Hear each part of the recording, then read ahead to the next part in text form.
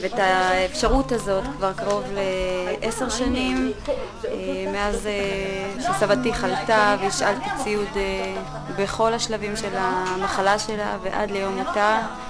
אני פשוט יודעת שיש לי כתובת לאן לפנות. הלוואי ויכלו להתפתח ולעזור ליותר אנשים. לפעמים אני רואה שחסר להם ציוד, הם עושים את כל המאמץ להשיג אותו ממקום אחר, לבדוק אם התפנה.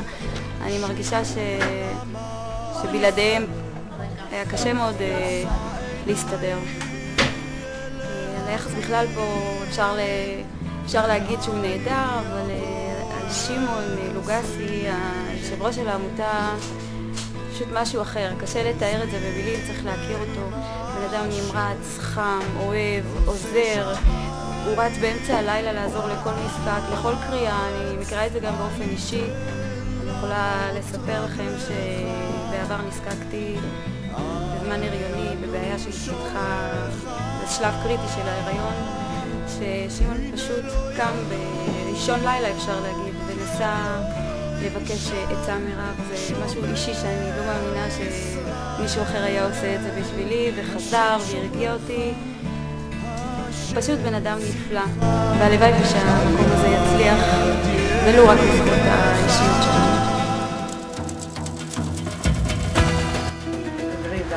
בסוף אני התרגלתי אליכם, כמו משפחה. גם הפועלים שלי בריאים, גם הם עוזרים לי, סוקלים אותי, אומרים לאחות כמה נשקלתי, או שמים אותה על הכורסה, עוזרים לי לשבת עד שאני עושה. אני אומרת להם, תשבו, בואו, באמת, הם מאוד נחמדים איתי, ואני התרגלתי אליהם. אני אומרת לבת שלי, את יודעת, אני מרגישה כמו שהם משפחה שלי. הם באים, אני שמחה.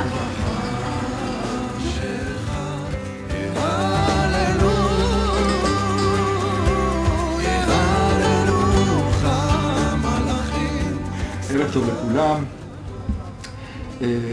אני מכיר את האגודה כבר שנים רבות, וההיכרות שלי היא בשתי רמות, הרמה האישית והרמה המקצועית. ברמה האישית, לפני מספר שנים, כשאחד מבני המשפחה חלה אצלי, מחלה קשה, נזקקתי לסיוע של האגודה. אני רוצה לציין את הרגישות שלהם, את המסירות, איך הם באו לבית, ביקשו, שאלו מה צריך, איזה צרכים אנחנו צריכים, וסיפקו כל דבר מבלי להתייחס לא לכסף ולא לכל מיני קשיים בירוקרטיים, אלא מה שהבן אדם צריך באותו רגע קודם כל מקבל מהם.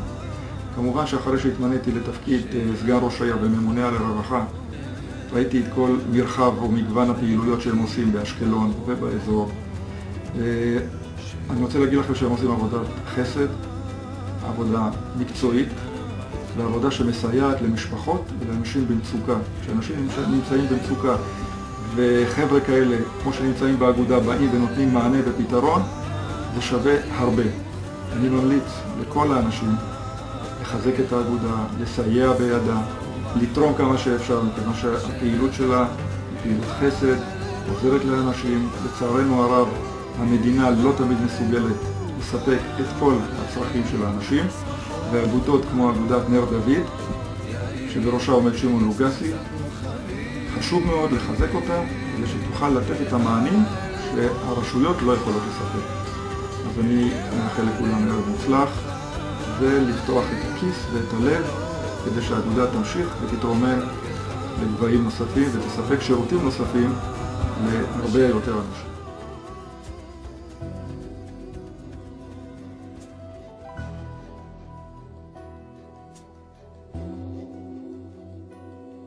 לתת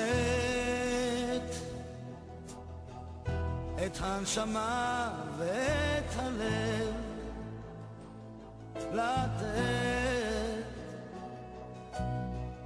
לתת כשאתה יש לי 4 ילדים, ואחד מהם ילד סיפי. אני מאוד מודה לבן אדם שעוזר לי מאוד, זה שמעון מנר דוד מאשקלון. זה בן אדם שמאוד מאוד עוזר לי בקשר עגלה, שילד היה בלי עגלה 2 העגלה הזה ממש קרוע, וכמעט הילד היה נופל מהעגלה. והולך על הברכיים. ופניתי אליו כדי שיעזור לי בקשר עגלה. פניתי להרבה מקומות. גם הייתי בתקופה עם בית שחזר לי כמה פעמים משכנתה. היה לנו פנים עם בית, וכאילו דיברנו עם עורך דין, הסדר שאפשר כאילו לעזור. וממלא שעות פנויות לתת את הנשמה ואת הלב.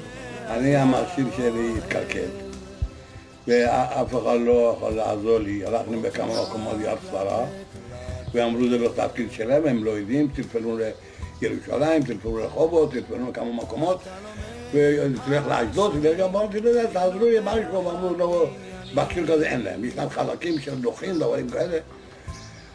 אתם רוצים להציל אותו? תקנו את זה. לא היה לנו אפשרות, לא היה לנו כסף לקנות, לא היה לנו בעיות.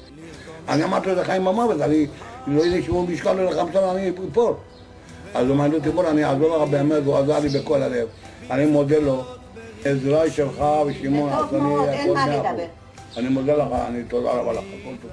מיטה כזו, ופניתי אל הפקידה שם, והיא באמת אמרה, היא בדקה, ואם היה בהשאלה, ובדקו לי, ולמחרת באמת מצאו שהיה, והודיעו לי שהמיטה נמצאת, אפשר לקחת אותה.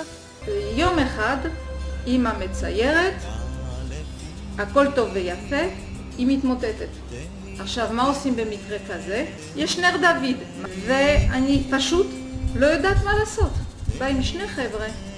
בעדינות שלא ראיתי בחיים שלי, מרימים אותה, תוך 30 שניות היא על המיטה, לגלגלים, מטופלת, כבר מטופלת, שקטה, הכל בסדר, אנחנו מגיעים לבית חולים, אנחנו רק מגיעים, נר דוד שלום, פותחים את חדר מיון, ואנחנו נכנסים, תוך 5 דקות היא על המיטה ורופא לידה.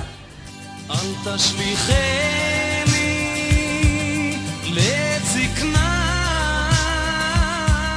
ואז מצאנו את הפטנט הגאוני של המנוף. עכשיו, אבא שלי, זכרונו לברכה, שקל איזה 120 קילו על 1.80 מטר. זאת אומרת, זה הר אדם, זה משהו ענק. פשוט השארנו את המנוף לאמא.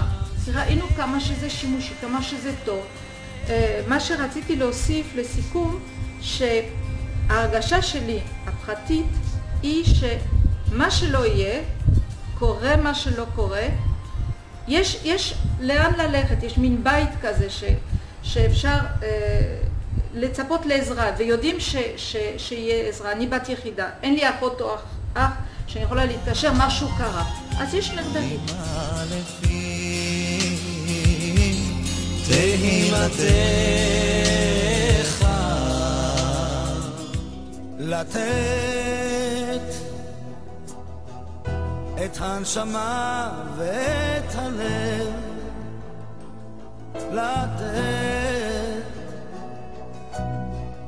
לתת כשאתה אוהב,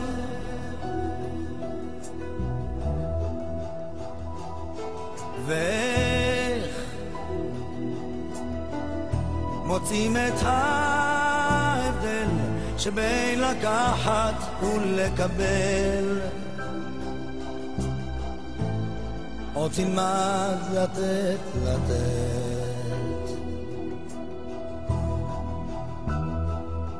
לגלות סודות בסתר, להתיר את צבח הקשר.